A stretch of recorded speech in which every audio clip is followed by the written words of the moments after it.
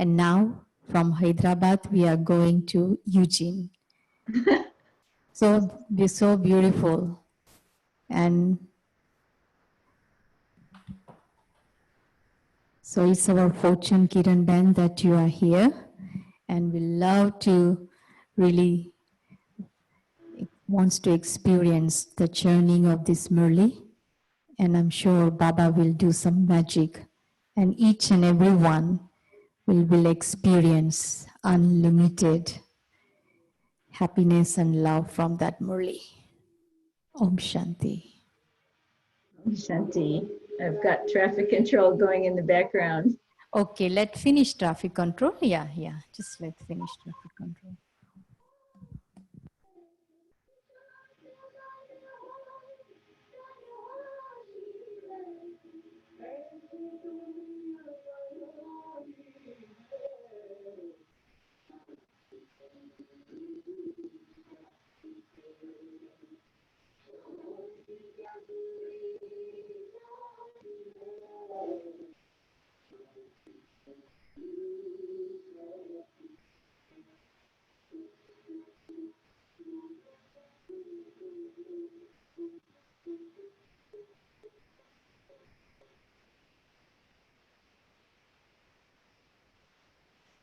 Om Shanti. You all can open your camera so Kiranben can see all of you.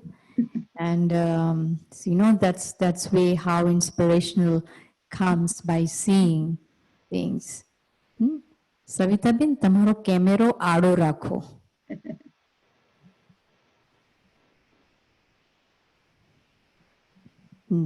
Yes, yeah. Okay. Okay, everybody. They will start finishing. Okay, Kiranben.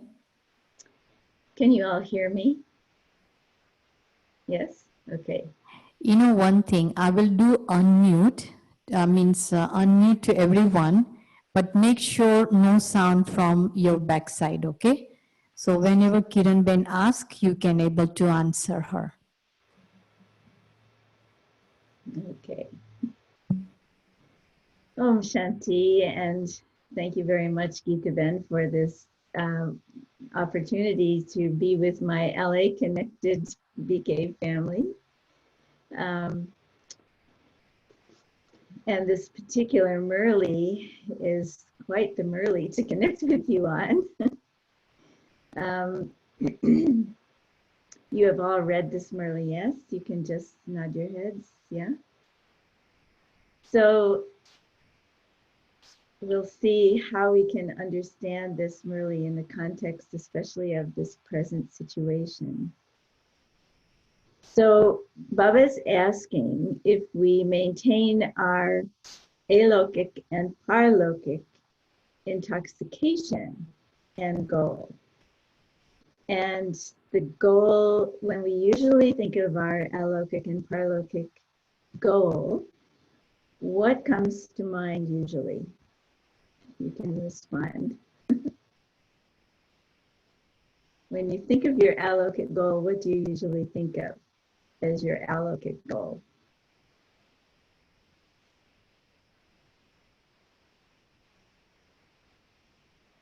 Yeah, does anybody get out of bed in the morning and think, oh, okay, today I've got to move towards my alokic goal of, and what would you be? What would it be?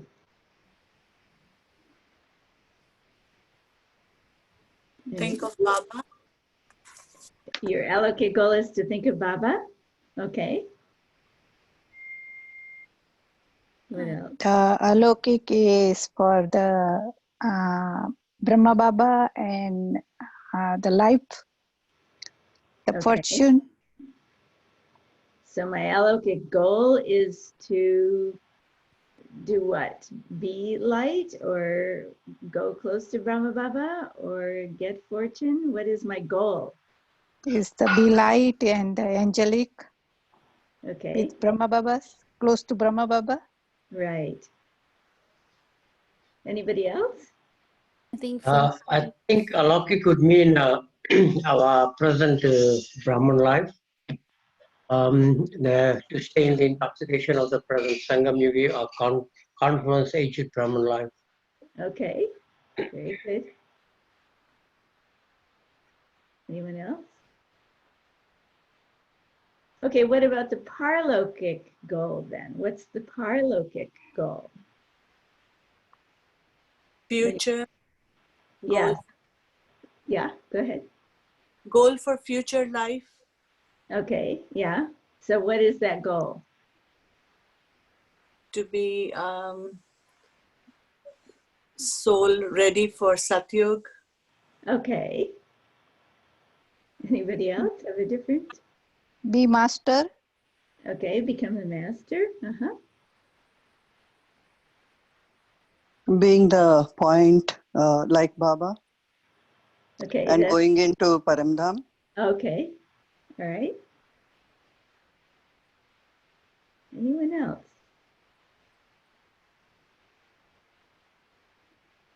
To be soul conscious. Okay, that's your parlokit goal. Okay.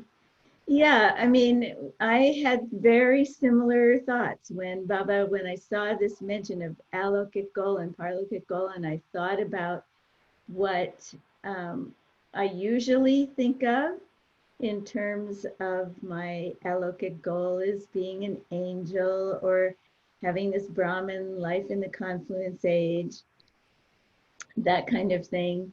And parlokik would be just going back to my seed stage, going home, maybe going into my golden aged future deity form. That would be my part beyond this lokic world goal, right? But Baba is putting it in different words today. He's saying that our alokik and paralokik goals are to become detached and unique and loving. And that's like the essence of both of those things, right? But I usually I don't hop out of bed in the morning and go, okay, my goal is to become detached and loving. I'm more likely to think of to become like Lakshmi and Narayan or to become an angel. Yeah. So when you put it in the context of detached and loving, then Baba is giving us another way in, another way to look at this from the inside. And he's also saying the result of this, right? What is the result of having this goal? You know, there's a famous management guru, his name is Stephen Covey, and he wrote a book called The 7 Habits of Highly Successful People or something like that.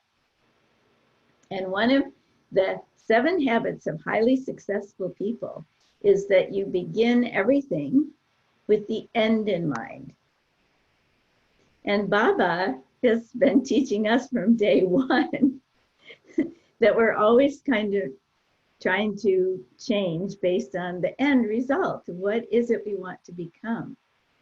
In Bhakti, we never had this idea of what to become. We just went along and did whatever, right? But here we have an aim, we have a goal, and we have several actually. And this 2 are the main ones, is to achieve that highest, most elevated consciousness of an angel and a world server and a world benefactor, completely detached from the body, all of those kinds of things that are the culmination of this Brahman life of the confluence. And then the paralokik, the going back to the seed stage, going home and getting ready to go into the new world and play a part there. So all that divinity and royalty that we have to imbibe. And so we have these 2 very compelling goals. And we should be waking up every morning going, yes, let me get with this program of becoming an angel, of becoming a deity. And today Baba is saying, translate that into becoming detached and loving. And then he's saying about detachment. He's giving us several things we have to be detached from. One is, of course, detached from the body, which means that we will then be detached from everyone else, right? All the relationships of the body. But also the old sanskars of the body. And I was reading an Avyak Murli from October of 87, I think it was. And in that, Baba's going into that we're attached on 4 sides. So one side is the attachment to the body. The next side is the attachment to the relationships of the body, other relationships with other bodily beings. And the third side is attachment to relationship with things, with objects. And then the fourth side is the sanskars that pull us. And so we have to become detached from all of those. And Baba's giving us a key method to become detached from all those things today. And it's just one word. Do you know remember what that is? Be a witnessing consciousness. Okay. Yes, but do you remember the one word Baba said? Manmana Bhava. Not in this Be one. light. Mention that. Be light. Disinterest. In this Murli, Baba is mentioning this word swart. Swart, Swarth. which means Swarth. swart, which means selfishness, being translated as selfishness. Now, I went to the Murli search engine. You know, you can search Murlis for different things, right? You go to murlisearch.brahmakumaris.org and you can search through all the Murlis for something. So I put this word swart in there. And in all that whole database of Murlis that they have that you can search through, this word only comes up 5 times. Because I don't remember hearing Baba mention this word before, selfishness. I mean, selfishness is something we talk a lot about in Western culture, but I haven't heard it mentioned so much in the context of Gyan. And here today, Baba is using that word, and he's taking it apart and saying swa and rat, the chariot of the self. So it's like our body consciousness is what is the selfishness, okay? Or selfishness is body consciousness, whichever way you want to look at it. And that's, if Baba says, if we really understand the depth of the meaning of this word swarth, then that would be the easy effort to become detached. So normally we're attracted to a lot of different things, right? And why are we attracted to things? Because it's either something we like or something we desire. There's some kind of I-ness in there. I like this, or I don't like this, and so I don't want it. That's all to do with a kind of selfishness. We put boundaries around ourselves and exclude ourselves or include other people because of a kind of selfishness. It's really body consciousness, but it's personal self-interest. Why do I do these things and not those things? And the things I like to do are different than the things that you like to do.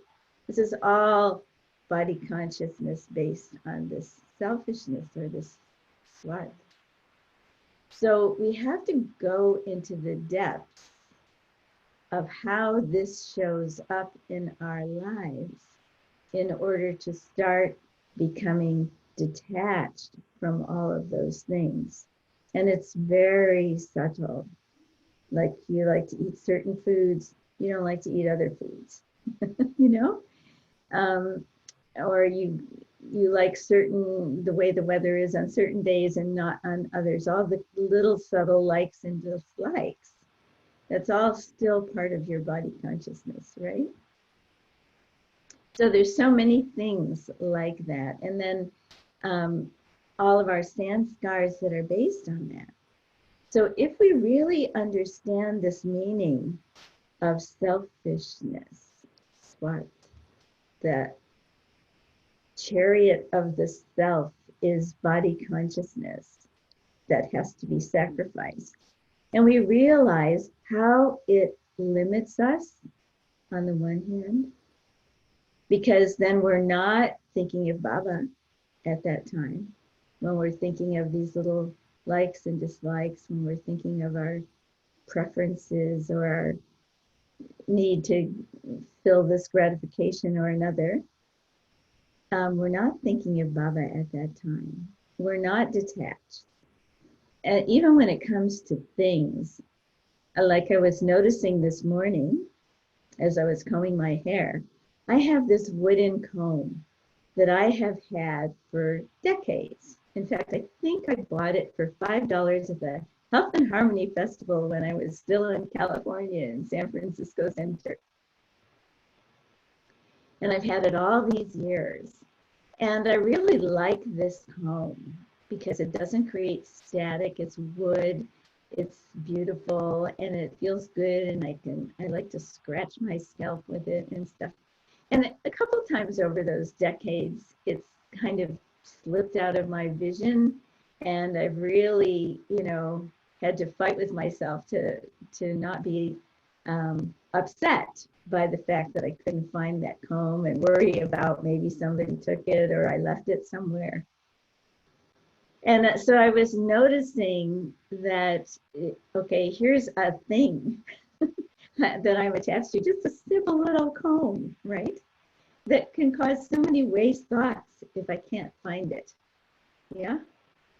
And so to what degree are we detached from all of these kinds of things?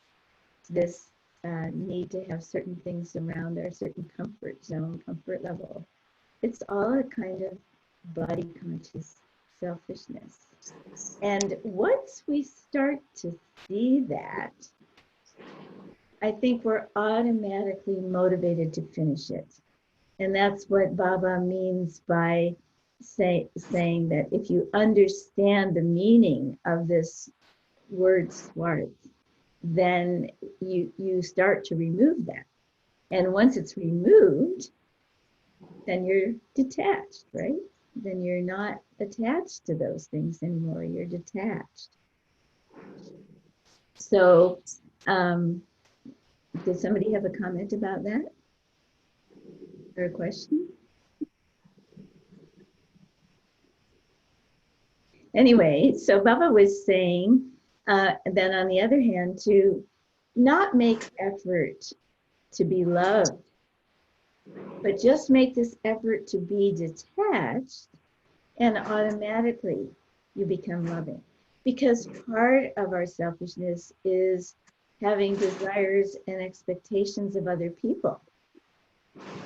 And if we become detached from needing other people to fulfill our expectations, or needing other people to, give us what we want from them, then also they're going to feel much more loving towards us because they won't have that pressure on them. They'll see that we're detached, and then they can love us freely without feeling like they're going to get into some kind of bondage. And so then it becomes a relationship instead of a bondage. And the thing is that we have a lot of sanskars of trying to get other people to love us. You've probably heard this term, people pleaser. I mean, how much of our behavior is still motivated by wanting people to like us, wanting to fulfill their expectations, or fear of them criticizing us, or maybe we're subservient in some way. We let people have power over us.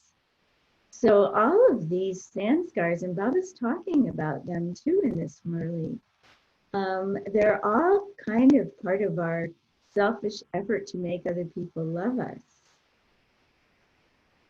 or to feel belonging, or to feel included. This is a very deep need that the soul has within the self, but it's still in the sanskars, because in the golden age, we didn't have that feeling. We felt naturally like we belonged. We naturally felt loved by everyone. It was never even a question. We didn't have to do anything for their love. It was just an automatic thing. But since the Copper Age, this need for love and the desire to get it and to avoid condemnation and criticism, that's been going on. And so we have those sanskars too, that we have to see in order to become detached from them. And so Baba is talking about this kind of level of detachment that we need to have. He's also, so later when he's talking about, let me just see where it is, he's talking to the Kumaris, especially about no dependency and no subservience. So I feel that he's really talking about this kind of set of sanskars that we have. And of course, for sisters, it's kind of more usually than brothers, this whole subservience thing and feeling fearful of standing up for ourselves and doing what our conviction is, because it's going to rub people the wrong way and it's going to, bring conflict, etc. We want to avoid that. So we avoid often staying true to our values and staying true to our principles and what we know is right. So in order to be able to have that kind of detachment from those needs, you have to be very clear about it. What is it that's motivating me? And to transform that into the desire to be loved by Baba and be close to Baba and get all of that from Baba instead of from other people. Because other people are very fickle. They'll give it sometimes and not others. You can never meet everyone's expectations and love, so you'll always be coming up short. But for Baba, we are able to be completely unconditionally loved. And we have to replace the need for love and fill ourselves with Baba's love. And so he's also talking about charging ourselves in this Murli. And he says that there's three meanings to the word charging. Charging as in charging a battery, right? And then having a charge or a duty, looking after your charge. Sometimes it's a child is called a charge sometimes when you have to look after a child, but it's also a kind of you're charged with a duty to fulfill. And then there's being charged with a fine or a punishment for something you didn't do right. And so if we are fully charged with Baba and we're able to remove all these subtle weaknesses, which are very obvious to other people, that's how we become susceptible to being manipulated, is because people can see where we have fear of criticism, and so they'll manipulate us based on that. So we have to really deeply understand these internal dynamics and subtle sanskars that we have so that we can become free of them. And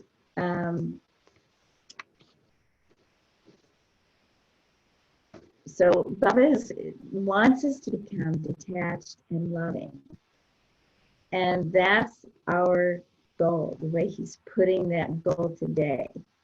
And then almost the whole Murli is, I teased out about 10 qualifications that Baba's saying that we have to have in order to fulfill that goal, to reach that goal. So I'm just going to go through those with you. So the first qualification in order to become detached and unique and loving is to go beyond the consciousness of the body, to sacrifice this flirt, this selfishness, and the consciousness of the body, the relationships of the body, the things that were related to the body, the sanskars. The intellect has to be beyond the attraction of the elements, the five elements. So that's the first qualification that we have to have for becoming detached and loving. I have to ask myself, how far have I progressed in that towards my goal? How much of that qualification have I got that I'm able to be beyond the consciousness of the body while in the body? Am I able to experience the bodiless stage while in the body? So that's the first qualification. Then the second one was this being fully charged by Baba. And we can see the example in our seniors, in our dadis, of souls that are really fully charged by Baba because they have no apparent weaknesses. You cannot see, how you could, any weakness in them. You cannot. And so we have to become like that, so charged by Baba that people only see Baba's energy in us. And then thirdly, the third qualification is we have to be tender enough to mold our sanskars, but not so tender that our heart gets hurt. We have to be able to protect our heart. So we have to be tender, gentle, flexible, accommodating to situations and people and stuff, but not vulnerable to having our heart hurt. Okay, so that's the third qualification. And then another one that he mentioned was about this being loving and cooperative, but not being dependent or subservient to anyone or to our own thoughts. Sometimes we're dependent on our own thoughts, that I have to think like this, otherwise I'll, get upset, or I have to, we have little things that we make our mind up about, and we depend on those things to see us through situations. And then we have to also be free from the dependence and subservience of Maya, which is different kinds of attractions and illusions and distractions that come. But also, Baba mentions the Maya that others have in being influenced by their Maya as well. So that's the fourth thing, being loving and cooperative, but having no dependency or subservience. And then the fifth one was accepting that to become an angel is my right. I'm Baba's child, and he has given me the right to become an angel. He's given me the right to become a king. He's giving me the right to claim all of his treasures of knowledge and virtues and powers. He's given me the right to become like him. So have I really accepted that? It's my right to be these things? I'm so used to thinking of myself for so many lives as a human being, and I have these limitations, and okay, I have the rights that the government gives me, and I have certain rights as a parent, and certain rights as an employee, but these unlimited rights that Baba gives me, if you think of it really, you know, Baba's come to totally change our awareness and perception of reality. Isn't it? In order to transform the world from the Iron Age of the world to the Golden Age of the world, a shift in consciousness is needed. And that shift in consciousness, oh, here comes traffic control 1030. We'll have that.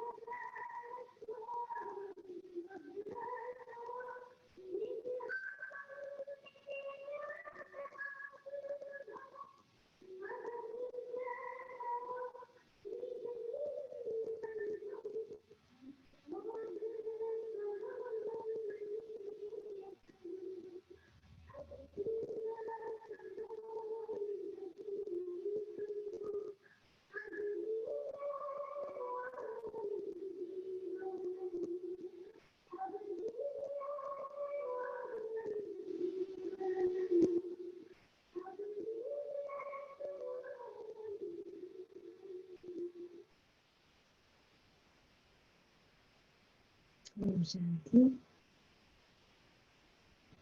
So Baba wants to totally change our awareness and perception of reality.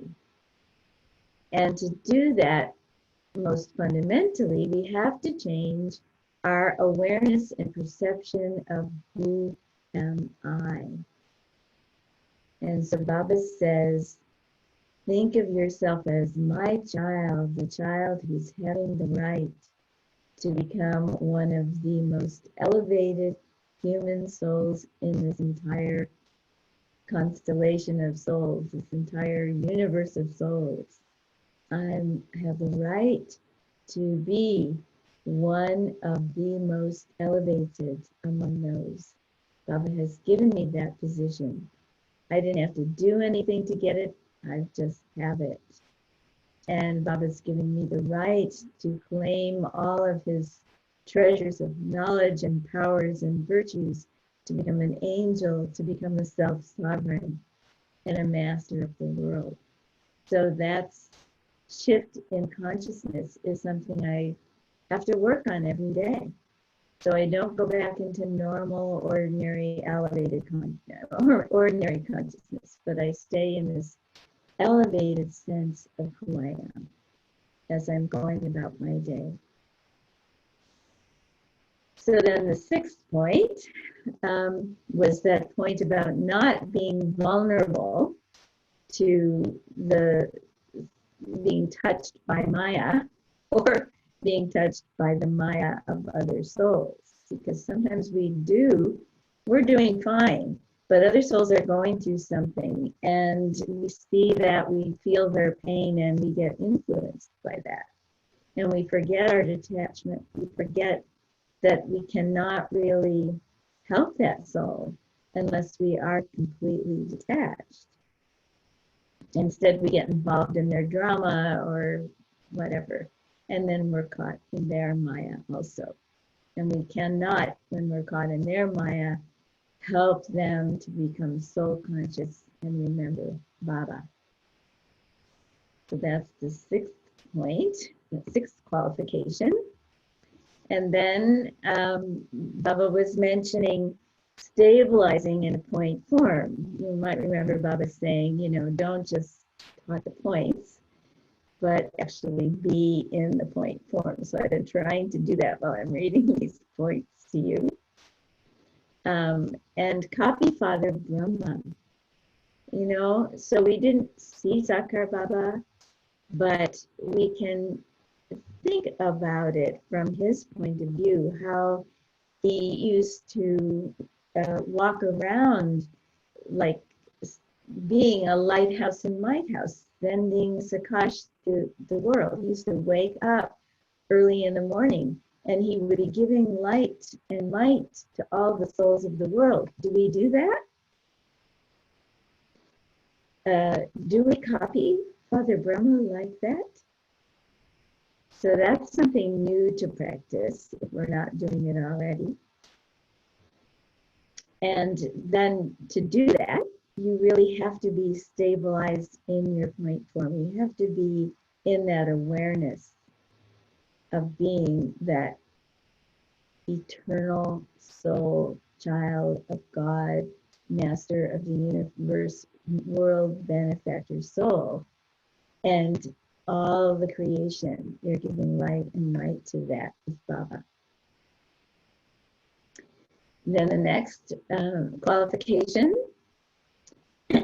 was that, Baba said that the more you are equal to Baba, the more you'll have the power to face.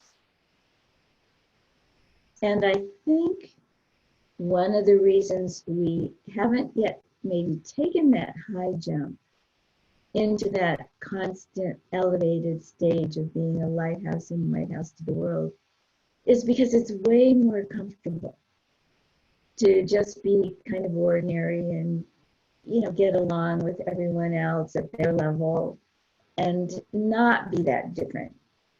Because in order to really be different and to be unique and detached, people are going to look at us differently. They're not going to be able to relate to us in the same way. And it's going to take us a lot of courage, a lot of power to face that new reality, because there's a lot of responsibility also involved in that. So that power to face, and then there's people who will criticize us too, And so to the extent that we become equal to Baba, however, we will have that power to face whatever it is, the oppositions and the obstacles that come to us in trying to maintain that stage. So that's a big qualification right there. And so then Baba was saying that we would have such a presence, such a power, that people will offer us flowers of praise, that he said. Yeah, because at present people insult us and they say, oh, the Ram Kumaris are like this, or sometimes people say, oh, I like the Brahma Kumaris, but I'm glad I'm not one of them. I can eat meat, I can eat onions and garlic. I don't have to follow all those things, right? So they're seeing this path as being one of limitation and restriction rather than one of happiness and peace and power. Today, Baba, in the Murli today, Baba said something about sacrificing but not moaning about it. I can't remember exactly, but he used this word, not moaning about what you have to do. What did he say? Does anybody remember? Oh, that's the wrong one. I'm looking at the wrong one. Yeah. Continue to follow Srimat. That's what it was. Follow Srimat without moaning. So, do we show Baba? Do we reveal Baba in such a way that people are praising us now? Of course, during this particular crisis, it's turning. People are, nothing's working for them anymore. And now they're starting to see that we're not being devastated by this thing. We're being able to remain happy and peaceful and take it in stride. And so they are bringing us flowers of praise because we're starting to reveal the influence and the impact of Baba in our lives. And so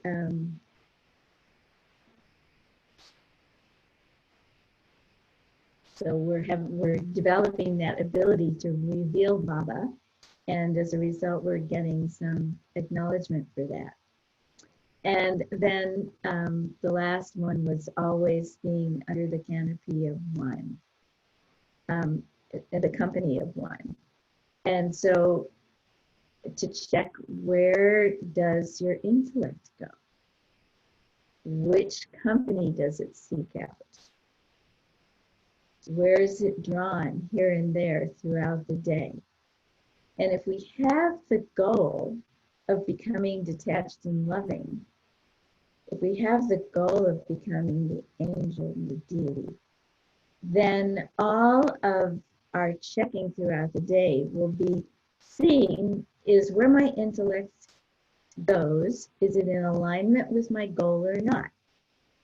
If my intellect is going towards some kind of worry or some kind of concern about my family member or my finances or whatever it is, or if it's going towards some kind of need to get something fulfilled or some expectation of someone fulfilled, where is it going? If it's going there, it's not going to Baba. If it's going to Baba, I have everything. I don't need anything when I'm with Baba. Baba's there, he's protecting me, he's giving me love, he's giving me encouragement, he's giving me the knowledge that I need, the discernment that I need, the powers that I need in the moment. And everything is good as long as I'm in Baba's company. And so these qualifications, these 10 qualifications, does a big homework just from this one Murli in order to become detached and loving. And then, of course, we'll be loved by the world. And this is what is really going to help the world shift. Because as long as we're attached to our same old life that we've been living, how is the world really going to take that leap? And how are we going to take that leap into that new consciousness and be able to let go of this old world and this old ways of being that have brought us into so much suffering? So I think I'm going to stop there and see if you have questions or comments. I'd like to sort of interact. I don't know if this has been useful or not, but I'd like to hear from some of you.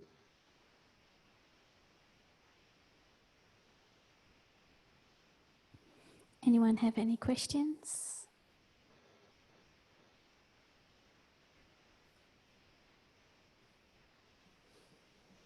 It was such a Exactly. deep and challenging Murli, even though it was so short, right? It took me a while. I had to really study it in order to understand what Baba was really trying to get at here. Yeah, all the early Murlis are very deep. Very deep. Mm. We finished 69, 70, and then now we are in 71. Mm-hmm. So as a result, what has been the result of all of that? The result is, I think a lot of us have less and less questions to ask. Okay. I think that, gradually there has been a lot of deep understanding and experience, because we've been doing this for more than a month now. Okay. And every week we have yoga bhattis, like special creative yoga bhattis.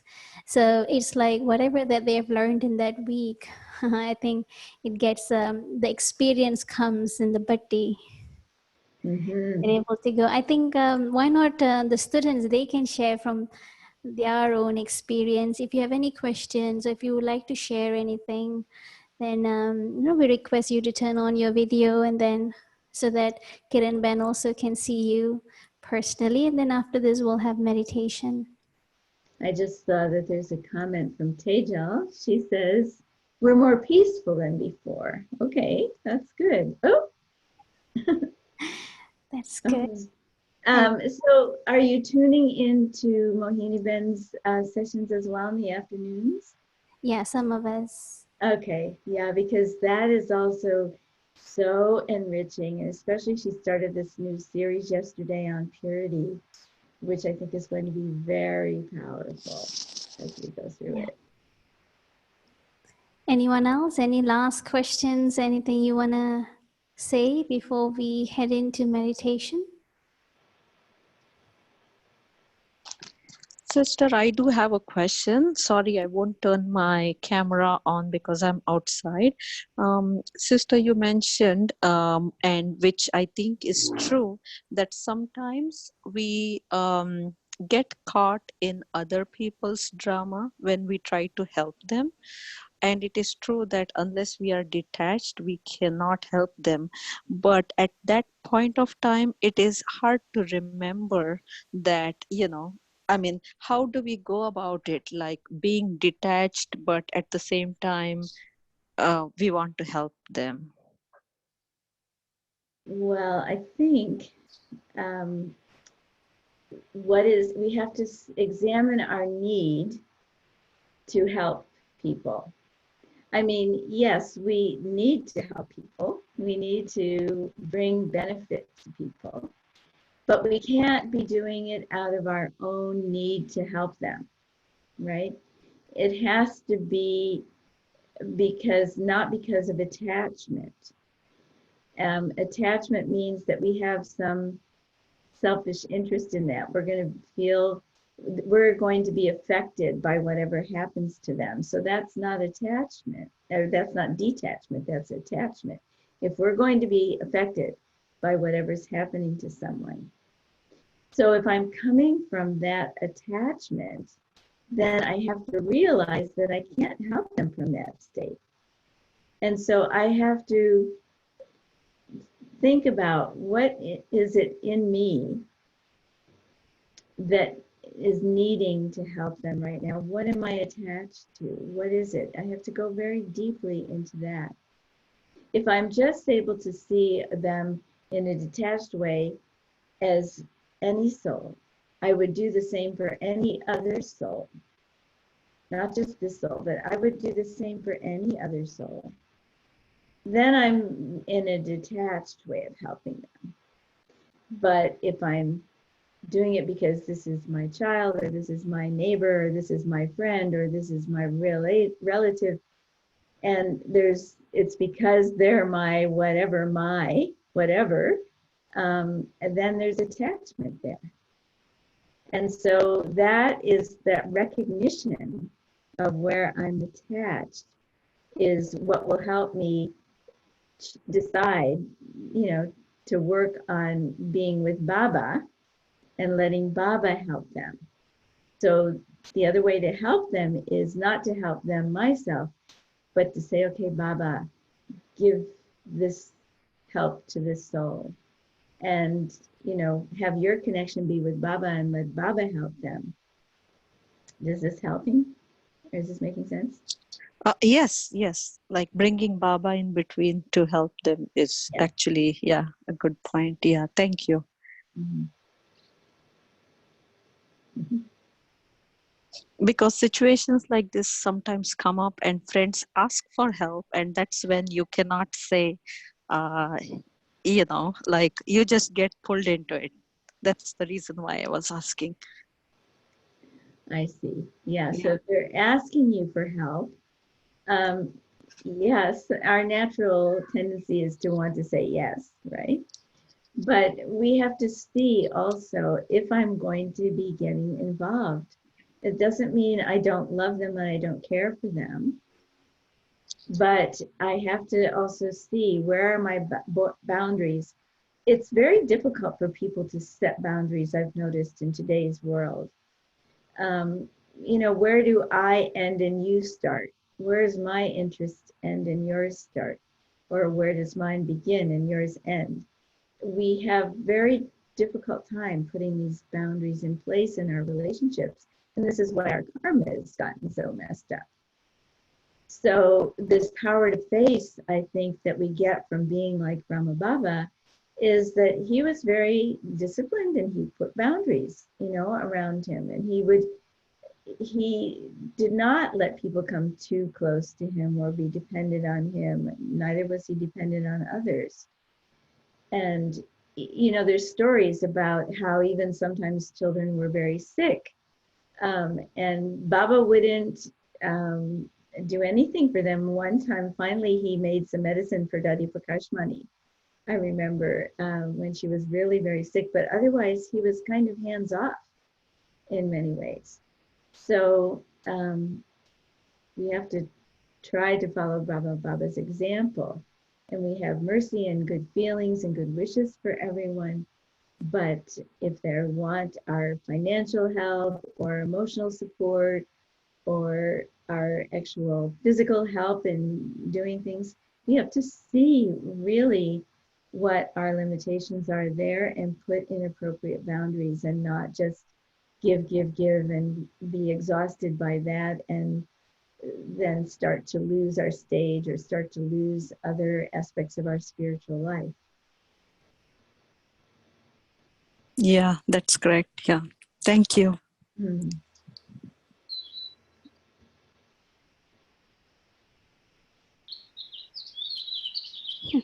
Anyone else? I have a question. Yeah. I just wanted to know, like when we do meditations combined with like how we do for world peace, we do meditation together. So you have more vibrations, right? So in the same way, like, we have some groups where we do combined meditation at different times of the day. So then nowadays, like, some of them, they feel that we would want to do it on our own. We don't want to do combined meditation. So they want to, like, work more on themselves rather than have like a combined meditation. So is that okay, or is that being selfish? Well, I don't know where the motivation is coming from for this. I think No, because Dadi Janki, somebody was like in one of the Murlis or some of the speaker was mentioning, that initially Dadi Janki used to do 95% for herself and 5% for the people. And in the end, she wanted to do 100% for herself. Somebody was mentioning that. And she took last 40 days to work on herself. In that way, like, it was being mentioned. So then after that, like, some feel that, oh, now I want to do for myself 100%. Yeah.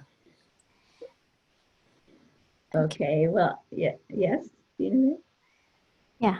Now, actually, when Rekha Ben was talking about Adi Janki, one of the Murli readers was saying that, you know, when Dadi, I think, came to Mumbai once, Dadi was sharing that she did 99, she said that 99% of the attention she brings to herself, and only 1%, you know, she puts the attention on others.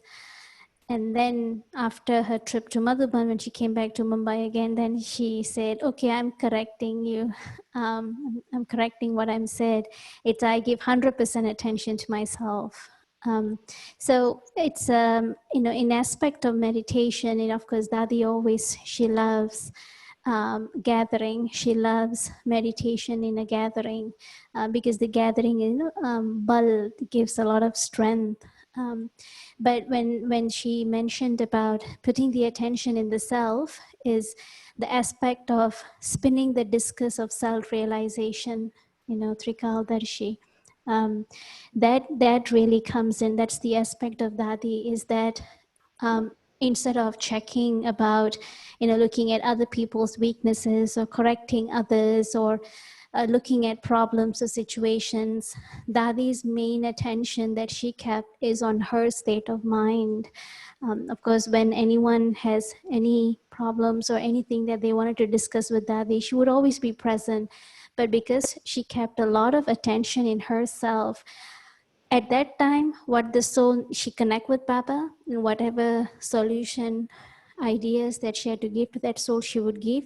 After that, she'll again come back to herself. She wouldn't spin their issues in her mind, so that the next time, even the next second when she sees that soul, she wouldn't remember the problem that they shared with her. So the whole idea of putting the attention in the self is really clearly, you know, making sure that our thoughts are not spinning about others, about their characters, about the situations, but when it is needed to be present, to give ideas, we do it, and then detach and work on the self. I don't know, Kiranben, you can add to it. Well, I knew Daddy for 40 years, and that's totally exactly my understanding of what she would have been saying, what Vinaben just said, is that we need to put 100% attention on what am I doing, right? Who am I? Like Daddy's famous things. Who am I? Who do I belong to? And what do I have to do? That's nothing about you or anybody else. That's all about me, right? Who am I? Who do I belong to? And what do I have to do now? And that 100% focus on myself is what serves others. It's not a selfish focus on the self. It's not, I need this time for myself now because I got to work on myself, kind of a selfish thing. It's that no matter what I'm doing, if I'm talking to someone, if I'm serving someone, I'm constantly checking, where is my attention? What is my focus? Sometimes when you're talking with other people, you just get lost in the conversation and you're listening and you're communicating with everybody and you're not really paying attention to what's going on with yourself and what your subtle thoughts are. So the opposite of that is to be in a group and paying attention to yourself. And it doesn't matter how large the gathering is, your focus is still on yourself and focus is still on Baba.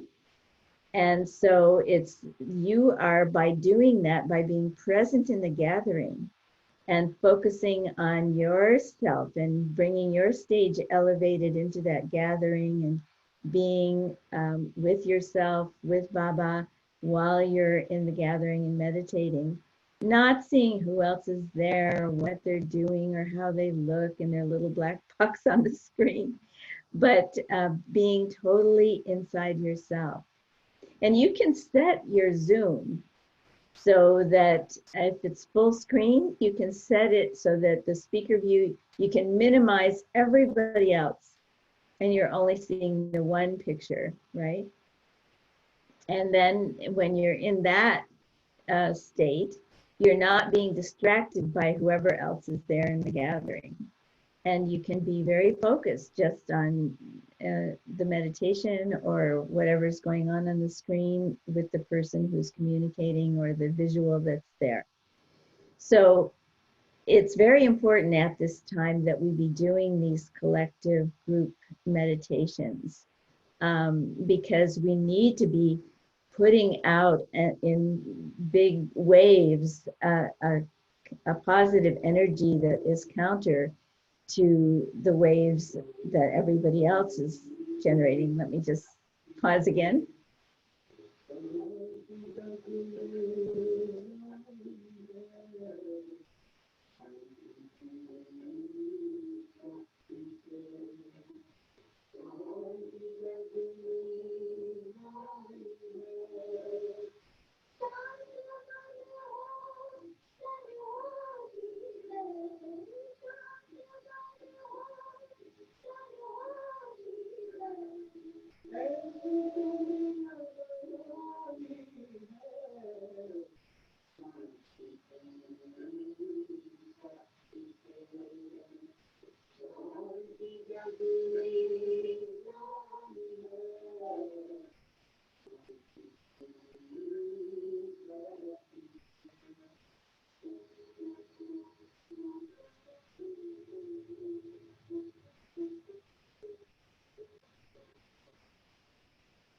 So here's another way to think about it.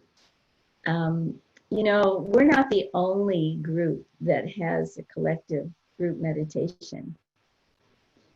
If you think about all the millions of people who tune into the news in the primetime news broadcasts, so there's all this consciousness of all the souls. I'm just thinking even in the United States, right? They're tuning into the nightly news all together, and they're all hearing this meditation commentary about the disasters that are going on, you know, and the conflict and the polarization and the COVID-19 and the scarcity of this and that and the games that are going on. This is the commentary that millions of people are listening to in a collective meditation every night.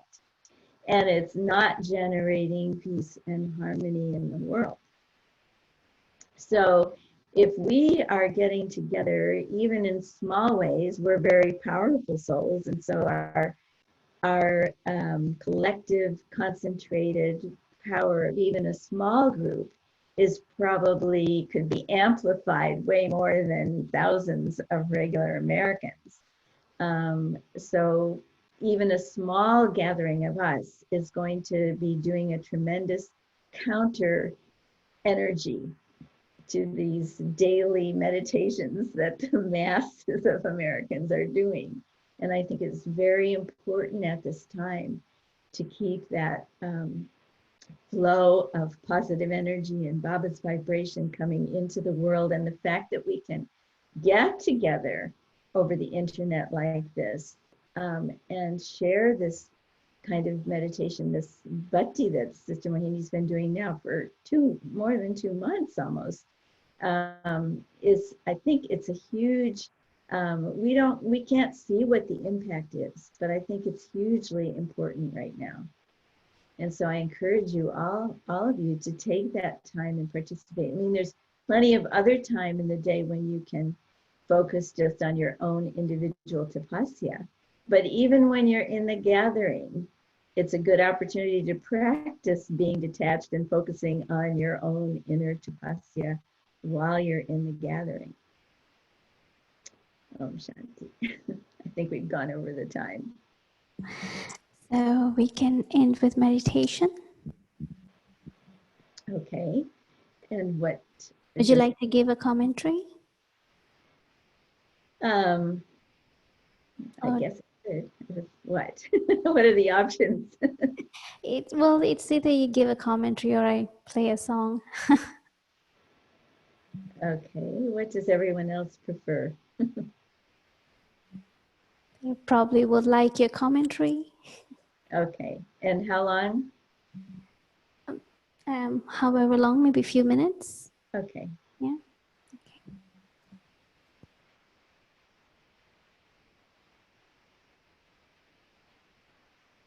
Om Shanti.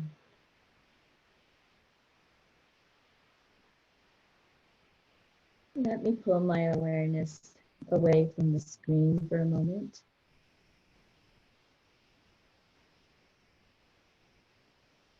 And bring it back into myself. Let me become aware of just myself, sitting here in this chair.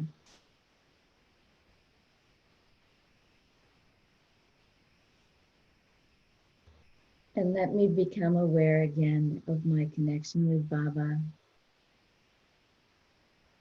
Remember that Baba is with me in this moment. As I remember Baba, as my intellect goes upwards, Baba's attention is being drawn to me, and I'm beginning to feel the comfort of Baba's presence in my heart, the peace of Baba's energy around me, and the light of Baba embracing me. And I feel very protected, very lucky, very comforted by this feeling of rightfully belonging to God.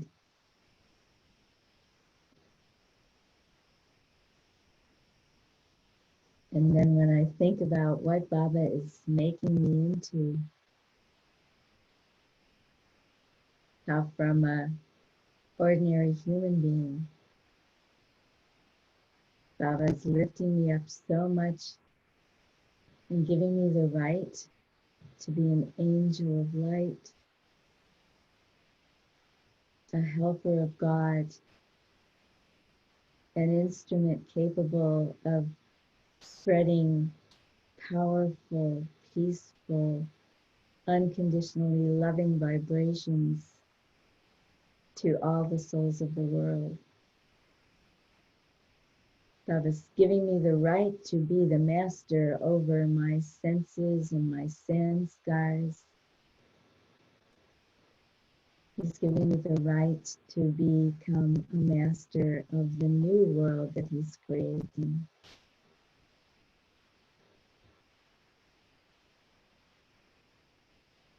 And so I'll let my intoxication, my happiness, level of happiness rise as I just feel Baba surrounding me with this energy, with this light. And let me add some of my own determination now into this experience. That when I get up from here and move out into the day, I'm going to keep Baba's company with me in this way. I'm going to keep this feeling that I'm entitled to Baba's protection, Baba's teachings, Baba's inheritance of powers and virtues and wisdom. I'm going to keep it with me. I'm not going to forget. And as I move into the day and move into the relationships with others, I'm going to remain stable in this attitude, in this awareness.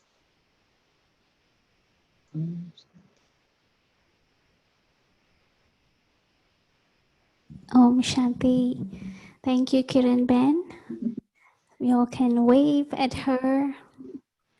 One Thank you hand. for the opportunity, Vinay. Thank you. So we will meet again soon. Okay. Om Shanti.